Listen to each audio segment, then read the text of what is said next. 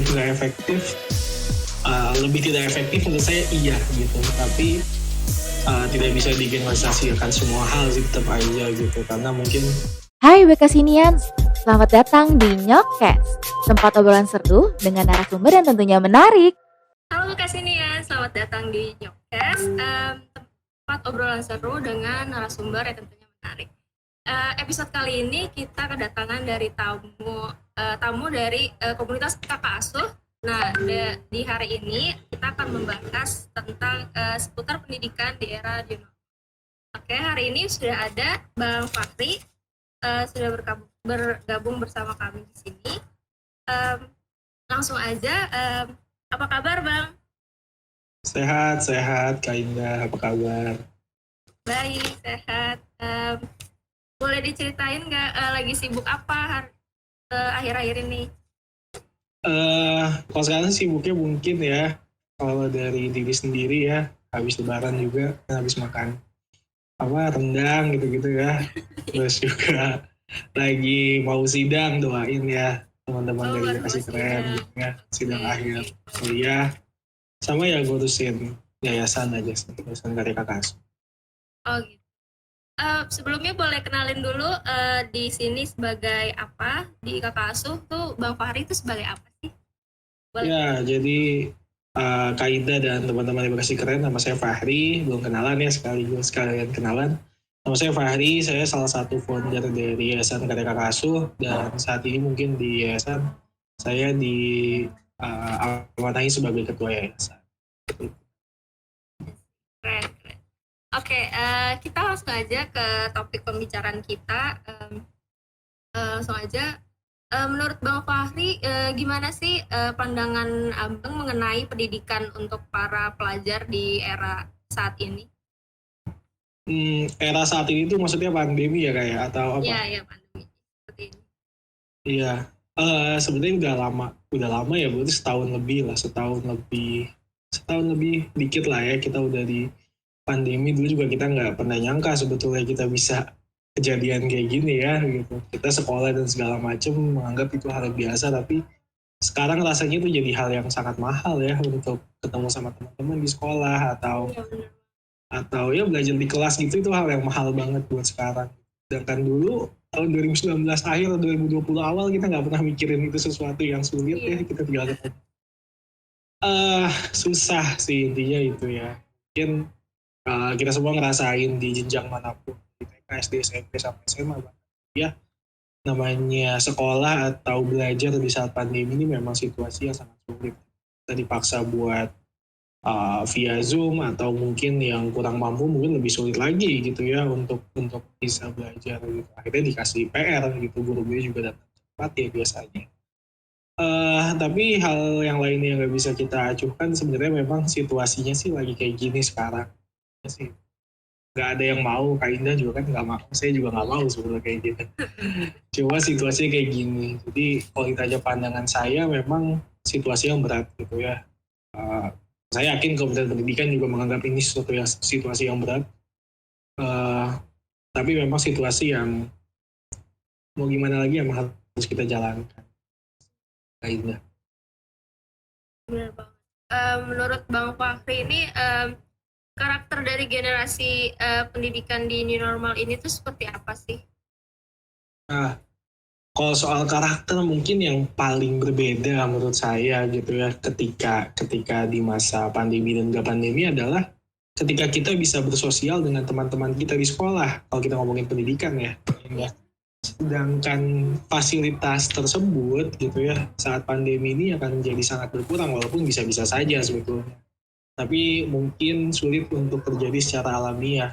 Sedangkan di masa kita biasanya selain di pandemi, sekolah itu memang bukan hanya tempat untuk pembelajaran, tapi juga hal untuk bersosial ya, yang pada artinya di akhirnya adalah selain kita belajar di sekolah juga kita mendapatkan banyak teman, ataupun kita melatih bagaimana cara kita bersosial dengan orang lain. Dan menurut saya itu sih salah satu perbedaan dari pembentukan karakter dari anak-anak sekarang gitu di situasi yang memang serba sulit seperti ini. Jadi berbeda banget ya dari situasi yang sebelum pandemi dengan situasi sekarang tuh memang berbeda banget untuk karakter dari anak-anak sekarang gitu. Iya, iya. Menurut Bang Fahri, apa ada kemampuan atau gap tersendiri bagi para pelajar yang belajar dari daring? Menurut Bang Fahri gimana? Tentu ya sebenarnya gitu, dan kenapa juga pemerintah bikin kurikulum darurat juga untuk mengantisipasi hal itu sih menurut saya. Yang jadi pertanyaan juga nanti setelah pandemi ini gimana nih keilmuan atau apa ya, ilmu yang dipunyai sama anak-anak tuh sama nggak sih misalnya nggak saat pandemi gitu ya, karena sekali lagi sistemnya juga berbeda gitu, dan ini situasi yang bukan kita rencanakan dengan matang dari awal, tapi situasi yang datang dan kita mencoba untuk adaptasi yang akhirnya berharap kita bisa resilient gitu, tapi kita belum sampai ke titik yang resilient itu sih. Jadi kalau terkait soal pemahaman dan segala macamnya, saya rasa memang pastinya ada berbeda gitu ya, tapi semoga aja sih inti-intinya dari apa yang dipelajari di sekolah tuh memang sudah diterapkan aja gitu. Jadi sesuatu yang paling inti dari setiap mata pelajaran mungkin hal seperti itu yang semoga aja memang bisa tersampaikan. Tapi kalau ditanya apakah ada perbedaan saya rasa jelas ya gitu ya. Kalau enggak mungkin kita pusing kayak sekarang gitu kayaknya.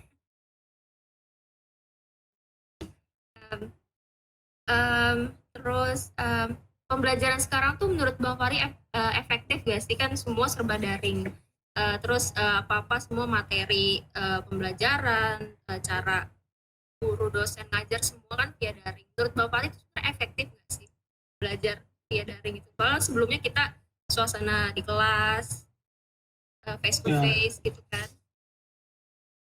Menurut saya ya efektif nggak efektif, lebih tidak efektif menurut saya iya gitu, tapi tidak bisa digeneralisasikan semua hal sih tetap aja gitu, karena mungkin sistem di setiap tempat juga berbeda-beda ya gitu, apakah belajarnya bisa efektif atau enggak gitu, tergantung sama siapa yang mengajar dan juga fasilitasnya sih menurut saya, dan kenyataan dari si muridnya untuk belajar. Jadi bertanya efektif atau enggak secara kalau dilihat sih mungkin efektif, tapi nggak bisa digeneralisasi secara umum sih.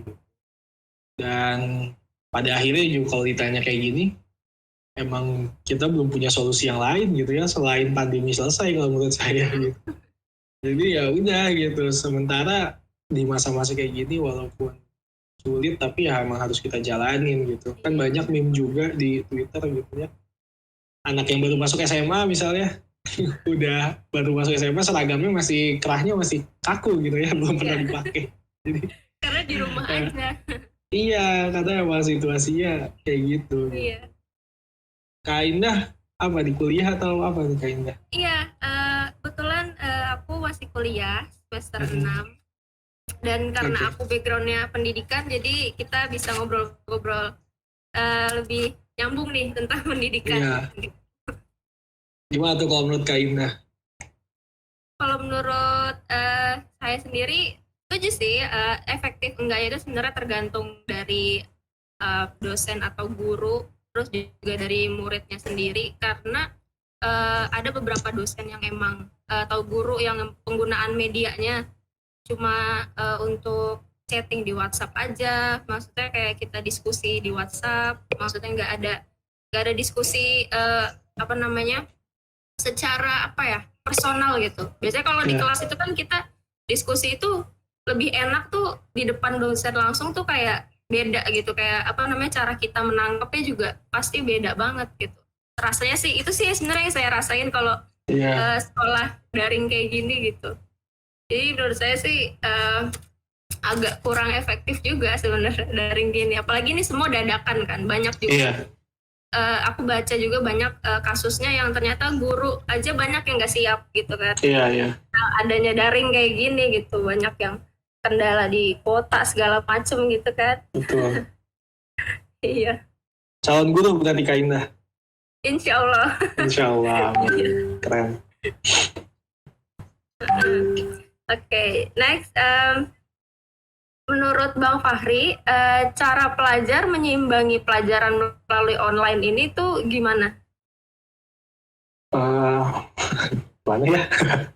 Kalau menurut saya sebetulnya sekali lagi ya, karena kita nggak bisa untuk bersosialisasi dengan teman dan segala macamnya dan lain-lainnya seperti yang fasilitas atau benefit yang bisa kita dapatkan di sekolah. Ya mungkin gitu ya, dengan memperhatikan guru, dan ini juga sedikit shout out juga ke guru juga, jangan hanya memberikan tugas aja di WhatsApp gitu ya, tadi Kak Indah bilang kayak gitu, tapi juga banyak. menjelaskan seminimal-minimalnya di Zoom gitu ya, mungkin menjelaskan materinya itu harus sih ganti. Dan sisanya memang akan diserahkan lagi kepada siswanya gitu ya di rumah masing-masing, walaupun ya harus kita pahamin juga situasi rumah itu pasti berbeda banget sama sekolah gitu ya. Ketika kita di rumah ya pasti ada aja distraksinya dengan segala macamnya yang berbeda dari sekolah. Jadi itu sih menurut saya, jadi dari gurunya juga harus memberikan benar materi gitu ya, bukan hanya tugas, selalu tugas-tugas aja. Dan dari gurunya juga menurut saya juga harus memahami situasi yang ada, tapi dari siswa juga memaksimalkan fasilitas yang ada sih yang didapetin sekarang. Jadi itu sih kayaknya. Oke, great. Karena murid-murid sekarang juga banyak yang baru beradaptasi gitu dengan media-media seperti Zoom, Google Meet, itu kan mereka baru gitu. Banyak orang tua juga yang ternyata baru tahu ada media itu yang kita bisa ngobrol-ngobrol sama gurunya langsung seperti itu kan. Kendala seperti itu yang sebenarnya tuh agak banyak siswa itu susah gitu untuk untuk menyesuaikan, karena juga ditambah karena kita di rumah, jadi kan kadang siswa itu suka pada males atau ntar ikut kelas gitu kan. Betul. Nah menurut Bang Fahri nih, sikap yang seharusnya dilakuin orang tua dalam mendukung pendidikan new normal kayak sekarang tuh seperti apa yang diharapkan? Ya, ini sulit sih Kak Indah menurut saya gitu. Dan persentase kekerasan terhadap anak untuk belajar di rumah itu semakin tinggi ketika di masa pandemi gini gitu, kekerasan di rumah gitu. Mungkin bisa baca artikelnya di website Kakak Asuh kali ya, kan ada artikelnya nanti yang bisa baca. Tapi memang faktanya seperti itu gitu. Menurut saya yang paling harus dipahamin sama orang tua adalah pemahaman akan anak tuh ketika di rumah tuh bukan sepenuhnya tuh main atau segala macam atau apa gitu. Di rumah tuh memang mereka butuh waktu buat belajar, mereka butuh waktu buat sekolah gitu. Asal ada pemahaman itu, jadinya mereka bisa mengerti bahwa ketika kita sekolah misalnya jam 7 sampai jam 3 sore gitu ya, ketika kita di sekolah, itu sama saja dengan kita jam 7 sampai jam 3 sore di rumah, tuh kita sekolah juga itu sama gitu. Jadi bukan dalam artian ketika kita di rumah, oh berarti sekolahnya ya kadang-kadang aja atau gimana. Menurut saya dulu sih nggak tahu ya, dulu sih mungkin pemahaman itu belum ada, tapi semoga ya sekarang udah makin paham dari orang tua. Terus yang kedua, menurut saya membantu aja sih mungkin gitu ya, apalagi kalau misalnya anak sekolah dasar itu mungkin yang paling sulit ya buat orang tua saya rasa. Ya membantu posisi guru, walaupun memang itu bukan hal yang mudah. Iya, benar banget. Jadi sebenarnya dampak dari daring ini juga bisa berpengaruh ke psikis anak, bisa ke dari cara orang tua mungkin lebih banyak mengajari gitu istilahnya kan, karena dia udah istilahnya nggak ketemu guru lagi nih gitu, ketemu cuma online gitu, belajar lebih banyak dengan orang tua gitu. Jadi ada juga beberapa orang tua yang harus memakai kekerasan seperti itu untuk mengajari anaknya gitu. Nah menurut Bang Fahri tuh ada nggak dampak lain dari pendidikan online kayak gini gitu? Kalau tadi sih secara umum mungkin semuanya dampaknya udah tersebut ya, karena ya pemahamannya mungkin nggak sama, terus juga orang tua yang sulit gitu ya, guru yang sulit juga. Menurut saya itu adalah hal yang paling utama dari semua yang kejadian sih di saat pandemi kayak gitu. Mungkin pertanyaan lagi adalah yang selalu dari awal tanyanya adalah gimana nasib siswa ketika selesai pandemi, ketika dia sekolah kembali gitu ya. Iya. apa yang akan dia pelajari? Apakah sama dengan kurikulum sebelum-sebelumnya yang saat tidak pandemi, atau harusnya ada yang berubah lagi? Dan menurut saya itu sih harus disiapkan gitu, lanjutan dari kurikulum darurat tuh kayak gimana, karena menurut saya nggak mungkin setelah kurikulum darurat dikembalikan lagi kurikulum biasa, kan pasti banyak yang miss menurut saya. Tapi nggak tahu Kak Ida, saya bukan orang pendidikan ya, saya rasa Kak Ida lebih paham, nanti mungkin pendapatnya bisa dikatakan. Tapi menurut saya sih gitu ya, kalau dari segi kurikulumnya menurut saya harus ada yang disesuaikan lagi setelah pandemi, walaupun udah sekolah kayak biasa. Menurut saya sih itu kan. Iya, pasti emang beda sih dengan apa namanya kurikulum yang biasa dengan kurikulum darurat gitu. Mungkin dari banyak cerita juga banyak anak-anak yang merasa seperti dari SMP ke SMA, saat SMP dia bisa offline, tiba-tiba SMA harus online, yang dirasa tuh pasti anak ya itu tadi banyak yang lebih ngerasa males untuk ikut kelas karena harus online gitu. Terus kendala-kendala lain seperti kuota dan lain-lain itu juga bisa berpengaruh ternyata kan ke apa namanya cara belajar seseorang gitu. Nah, sekarang aku pengen tahu nih. Aku sebenarnya udah sebelumnya aku udah cari-cari tahu di Instagram tentang kakak asuh. Nah, boleh nggak ceritain sebenarnya apa sih yang mendasari adanya kakak asuh gitu? Terus boleh diceritain sebenarnya komunitas apa gitu? Iya. Sebelumnya disclaimer dulu ya Kak Indah gitu, kalau kita udah bukan komunitas aja tapi yayasan gitu hitungannya. Komunitas kita masih ada, cuma hitungannya komunitas per daerah gitu. Misalnya di Bekasi ada komunitas kakak asuh Bekasi gitu intinya. Oh iya. Terus sebenarnya apa sih yang mendasari kita dulu awal-awal bikin kakak asuh gitu ya? Sebetulnya ya walaupun banyak alasan dan diskusi dengan beberapa teman-teman founder saya, tapi intinya adalah kita mengacu kepada kesenjangan pendidikan yang memang belum ada di aja gitu. Dari yang kita lihat, bukan berdasarkan survei, bukan berdasarkan apapun, tapi apa yang kita lihat gitu, bahwa ketika pendidikan itu berbeda dalam arti yang dipapar kepada anak A itu tidak sama dengan ke anak yang B gitu, ceritanya kayak gitu.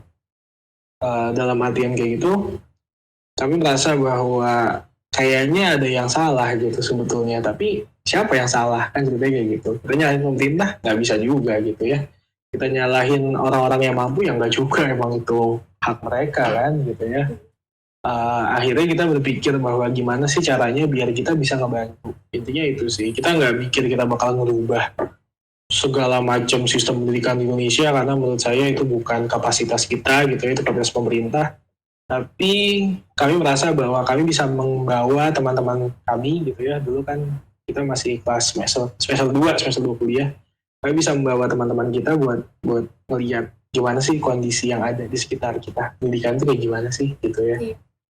Tujuannya apa gitu, karena fokus kita dua ya, edukasi dan pemberdayaan. Yang pertama edukasi buat anak-anak siswanya, yang kedua buat adik asuh ya, kita sebutnya adik asuh, dan yang kedua buat kakak asuhnya pemberdayaan gitu. Kita ingin memberdayakan mereka biar turun langsung ke masyarakat, intinya itu. Dan tujuan dengan harapan ketika mereka melakukan ini, mereka bisa mendapatkan suatu suatu pengalaman ketika nanti mereka sudah sukses mungkin dimanapun itu, mereka tahu apa yang harus mereka lakukan gitu untuk membantu pendidikan. Tujuannya sih mungkin itu Kak Indah. Keren banget. Aku juga sempat penasaran sama kakak asuh ini, tapi setelah mendengar ternyata latar belakangnya seperti itu keren banget. Jadi aku juga cerita sedikit karena dosen aku juga pernah bilang kalau nggak semua anak pendidikan itu mempunyai hati untuk menjadi guru gitu. Okay. Jadi sebenarnya untuk menjadi guru itu bisa dari jurusan mana aja gitu, bisa dari latar belakangnya apa. Karena menjadi guru itu bisa dari panggilan hati seseorang untuk mengajar anak-anak seperti itu. Betul. Terus tadi dibilang juga kalau ini tuh kakak asuh juga mengangkat lebih concern agar orang-orang itu lebih concern terhadap pendidikan di Indonesia gitu ya. Iya. Keren banget. Ya seperti yang kita tahu juga emang banyak banget di Indonesia sendiri, bahkan misalkan kayak satu provinsi aja tuh sistem pendidikan bisa aja masih nggak rata juga gitu, nggak merata dari akreditasi dan segala macamnya gitu. Keren sih adanya komunitas ini, keren. Oke, aku mau tahu dong dari apa aja sih kegiatan yang dilakuin dari komunitas ini gitu. Iya, sebenarnya kan kalau kita intinya mengajar gitu ya. Dalam artian kegiatan yang paling pasti ada di Kakasu itu ya ngajar gitu ya. Kita mengusahakan agar kita tetap bisa ngajar di situasi apapun sebetulnya. Jadi kalau ditanya program kerja apa yang paling pasti, yang paling ada dan harus ada itu mengajar di semua daerah gitu. Salah satunya di Bekasi. Nah, dalam mendukung pengajaran ini gitu ya, pastinya banyak hal yang harus kita lakukan. Contohnya apa gitu, dalam segi aspek ekonomi misalnya ya, kan kita ngajar pastinya kita pengen ngasih sesuatu juga gitu ya. Konsep kita kan memberi dan membimbing. Itu artinya memberikan pengajaran secara rutin gitu ya. Dan memberinya ini kan artinya kita butuh sesuatu untuk diberi gitu ya. Akhirnya kita juga butuh pendanaan, butuh uang dan segala macamnya. Akhirnya kita banyak program-program untuk mendukung hal tersebut sih. Contohnya mungkin dari acara-acara kita ataupun dari donasi gitu ya yang sering kita lakukan untuk mendukung pengajaran kita gitu ya, beasiswa dan juga pengajaran. Dan selain dari segi yang ekonomi yang tadi gitu ya, ada juga dari segi exposure gitu ya, segi dari apa, biar masyarakat tuh tahu apa yang kita lakukan. Karena sekali lagi ya, kan kita juga butuh orang lain yang ngedampingin kita gitu. Artinya kita juga fokus untuk di sosial media biar kita bikin konten yang bagus dan segala macamnya. Itu di semua daerah kita melakukan hal kayak gitu. Dan juga untuk menarik kerjasama di orang lain kayak Bekasi Keren kan kerjasama juga hitungannya kan. Jadi ya itu kita harus galakan sosial media juga. Terus yang ketiga untuk mendukung pengajaran itu pasti tentang pengajarannya gitu. Kan kita harus mikirin juga apa yang kita ajarin gitu kan. Akhirnya tombak segala macam, kurikulum, RPP segala macam ya. Kayaknya mungkin lebih paham akan hal kayak gitu. Jadi pada intinya kegiatan-kegiatan kita itu pada akhirnya pasti untuk mendukung gimana caranya kita bisa ngajar dengan baik dan tenang gitu. Baik dengan artian kita bisa mengajar dengan betul, kakak asuhnya punya kapasitas gitu ya, kita ngadain pelatihan segala macamnya. Dan juga dengan tenangnya apa? Kita punya uang buat diberikan, kita punya bisa ngebawa fasilitas ke sana gitu ya, internet segala macamnya gitu. Ya artinya ya akhirnya program-program kerja yang lain lah untuk mendukung pengajarannya itu. Keren banget. Kalau boleh tahu pengajarannya itu untuk anak-anak siapa? Maksudnya siapa aja boleh ikut anak-anaknya ini atau ada anak-anak tertentu yang memang jadi sasaran komunitas kakak asuh ini?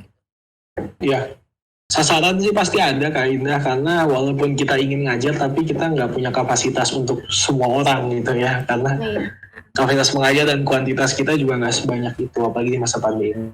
Jadi sebetulnya sasaran kita adalah anak-anak dari keluarga kurang mampu, intinya itu gitu ya, di wilayah yang memang kurang mampu juga. Jadi kita punya standar yang mungkin disesuaikan dari BPS, BKKBN segala macamnya, disesuaikan sama kami, dibikin satu draft sendiri syaratnya apa aja, terus kita melakukan observasi gitu ya, melakukan observasi lain-lain gitu, akhirnya kita dapat adik asuh lah yang memang kami mengusahakan berasal dari keluarga yang memang kurang mampu gitu. Jadi anak-anak yang kurang mampu ini dikumpulkan di satu titik daerah rumahnya gitu atau?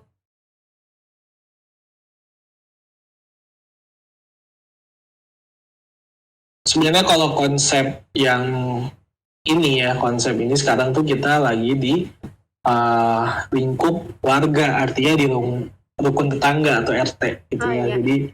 Jadi yang tadi saya sebutkan bahwa kita yang pertama tuh nyari dari wilayahnya dulu gitu. Masih wilayah yang kurang mampu baru kita cari anak-anaknya kurang mampu gitu. Jadi kita ngajarnya di sekitar LT di sana gitu. Jadi kita kerjasama sama RT untuk minta tempat gitu ya, minjem tempat, sama kelurahan juga kita minjem tempat gitu. Lalu akhirnya kita ngajar di sana kayak gitu. Nah kalau sebelumnya sebenarnya kita di sekolah, cuma karena kapasitas kita nggak sebanyak itu buat tanganin anak-anak di sekolah gitu ya, kita merasa bahwa kita nggak bisa ngeliat perkembangan mereka, sedangkan membimbing artinya kan melihat perkembangan mereka juga. Kita nggak mau cuma ngajar datang pergi tapi kita nggak tahu perkembangan mereka gimana. Jadi akhirnya kita ubah jadi ke satu daerah gitu ya, dengan adik asuh juga lebih sedikit. Dan kalau pengajarannya saat ini kita menggunakan sistem gabungan Kak Indah, jadi walaupun pandemi juga, menurut kami sih sangat sulit untuk bisa mengajar tapi nggak ada yang ngedampingin di sana, tetap aja gitu, tetap aja sulit. Jadi kami melakukan gabungan ya, atau blended learning, hybrid learning sebutannya kalau sekarang. Jadi ada kakak asuh yang ke sana gitu ya, ada kakak asuh yang ke sana sedikit, sekitar 5-10 orang itu udah paling maksimal. Tapi ada juga yang ngajar di rumah via Zoom kayak gitu. Kenapa harus ada via Zoom? Karena kakak asuh harus ngajar. Jadi yang di rumah tuh harus tetap bisa ngajar. Kita yang usahain tuh itu. Jadi yang di sana mendampingi yang di rumah untuk mengajar. Konsep kita sementara kayak gitu. Tapi lagi pandemi PPKM gini, udah hampir 1 bulan kita nggak berani ngajar sih karena takut juga. Gitu. Iya. Takut ke anak-anaknya juga ya. Betul. Nah, jadi hal-hal seperti ini tuh udah jadi tantangan tersendiri ya untuk kakak asuh sendiri gitu, dengan mengajar anak-anak yang, iya maksudnya anak-anak yang kurang mampu dari segi media gitu kan, keterbatasan anak-anak itu sendiri gitu. Keren. Oke. Aku mau tahu kalau dari kakak sendiri itu ada program unggulan nggak sih, atau emang program unggulan itu yang mengajarnya ini, atau ada program lain? Ya, program unggulan yang harus selalu diunggulkan memang menurut saya mengajar gitu ya. Iya. Mengajar dan beasiswa sih sekarang, karena mimpi awal kita memang ingin bikin beasiswa dulu pas awal bikin, dan sekarang baru terrealisasi. Ya alhamdulillah, walaupun belum semaksimal itu ya. Tapi alhamdulillah soal pengajaran beasiswa di semua daerah sudah kita lakukan gitu ya, dan insya Allah mau ngasih beasiswa lagi di akhir bulan ini atau di awal Agustus. Jadi 2 hal itu sih sebenarnya yang kita paling utamakan, walaupun sekali lagi ya di sekitar hal itu banyak yang harus kita lakukan untuk mendukung program tersebut. Jadi ya intinya itu sih kayaknya. Tadi ada program beasiswa gitu ya. Nah ini program ini menarik nih. Program beasiswanya ini untuk jenjang apa sampai apa gitu? Iya, karena adik asuh kita jenjangnya sekolah dasar gitu, jadi beasiswa kita tuh emang untuk adik asuh kita gitu. Jadi ketika kita ke sana berbulan-bulan, 3 bulan sampai 4 bulan gitu ya, selain kita memberikan pengajaran mingguan, kita juga berniat memberikan beasiswa setiap bulannya, walaupun belum terrealisasi secara lancar ya untuk setiap bulannya gitu soal waktunya. Tapi alhamdulillah kita sudah melakukan itu sih, memberikan beasiswa kepada adik asuh kita. Keren. Untuk aku pengen tahu sebelumnya untuk mengajar komunitas kakak asuh dalam mengajar ini, apakah di daerah perkotaan, anak-anak di daerah perkotaan, atau emang ada juga yang mengajar di daerah-daerah pedesaan di beberapa daerah gitu? Karena aku tahu kayak kakak asuh udah banyak komunitasnya gitu, maksudnya nggak cuman ada di Bekasi gitu.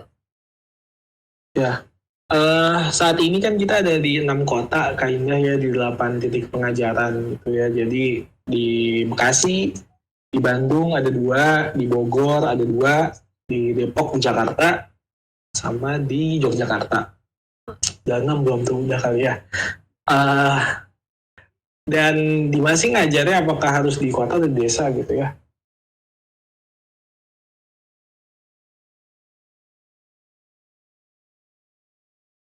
Kenapa harus masih terjangkau gitu? Kenapa nggak kayak organisasi lain kan sering ke desa pedalaman banget ya, 2 jam sampai 3 jam gitu.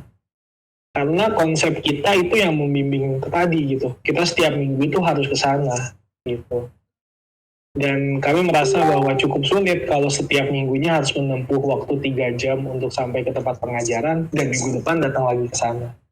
Menurut kami itu sih cukup sulit gitu. Jadi kami tak menargetkan di wilayah yang memang titik pengajarannya gitu. Di Bekasi artinya di kota Bekasi atau kabupaten Bekasi itu masih bisa-bisa aja gitu. Dan mereka yang memilih nantinya di komunitas itu di mana tempatnya. Tapi sekali lagi sasaran kita yang memang dari situ gitu, dari keluarga di wilayah yang memang kurang mampu. Gitu. Karena nggak bisa kita pungkirin ya, banyak juga kategori-kategori yang masih masuk ke miskin perkotaan, bahkan di kota-kota besar. Di Jakarta, di Bekasi juga masih banyak gitu ya. Di Iya, Bandung benar. apalagi gitu.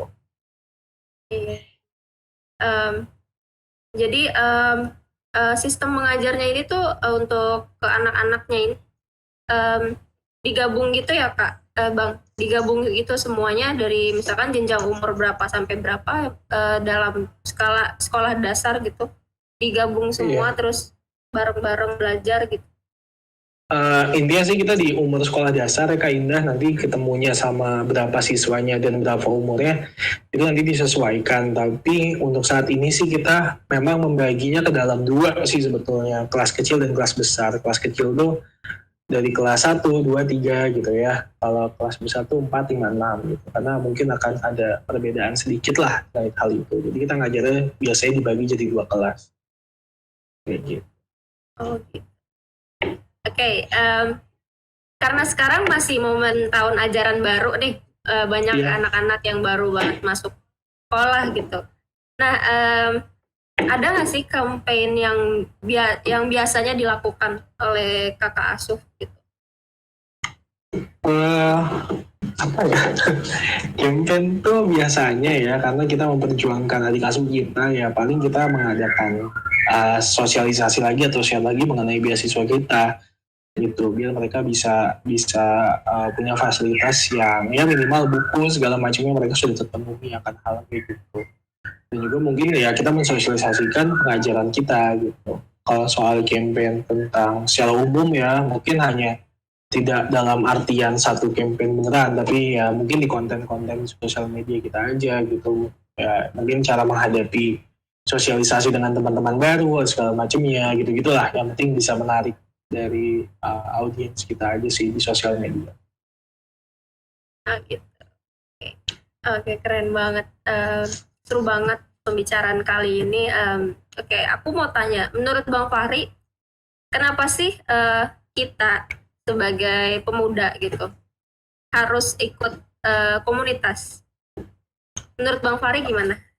Ya, walaupun zamannya sekarang tuh lagi rada berubah ya Kak Indah. Mungkin Kak Indah paham ya, karena zaman sekarang tuh mahasiswa tuh pengennya magang gitu. Banyak yang pengen magang karena Iya. emang sudah disediakan juga sama pemerintah gitu. Ya nggak apa-apa juga sebetulnya gitu. Tapi kenapa mungkin ya kalau saya di komunitas, kenapa teman-teman dari teman-teman anak muda tuh harus ikut komunitas gitu ya? Karena lingkupnya sangat besar kalau menurut saya gitu. Entah itu lingkup sosial ataupun lingkup apa yang dikerjakan. Ketika kita di kampus mungkin bukannya menduakan atau segala macam ya, tapi kan memang bertemu teman-teman sekampus saja gitu ya, sejurusan atau fakultas, universitas gitu. Ya nggak salah juga gitu, tapi teman-teman mungkin ada baiknya juga untuk ikut komunitas lain gitu ya di luar kampus, biar apa? Biar teman-teman juga punya teman di kampus yang lain gitu ya. Di Kakasu pun kita sekarang udah nggak pernah mikirin dari mananya gitu, kita nggak terlalu peduli banget dari kampus mana, ya udahlah gitu. Yang penting kita berkomunitas, kita kenal sama banyak orang di sana, kita mengerjakan sesuatu yang sesuai dari fokus komunitas itu gitu. Jadi sesuaikan aja dengan apa yang teman-teman mau gitu ya, dan nanti pasti benefitnya akan banyak tambahan lain sih. Oke, keren banget. Emang dari yang aku perhatiin juga emang sekarang tuh banyak banget orang-orang seumuran aku terutama yang ikut-ikut komunitas sana komunitas ini karena emang situasinya lagi online. Jadi ada juga lingkup pertemananku juga yang dia ikut satu komunitas tapi ikut lagi komunitas lain gitu secara bersamaan gitu. Saking mau sangat memanfaatkan waktu mungkin ya karena situasi sekarang gitu. Mencari networking juga kan bisa. Oke. Dari Bang Fahri, ada nggak sih tips dari Bang Fahri atau teman-teman komunitas kakak asuh untuk para pelajar yang harus mengenyam pendidikan melalui online?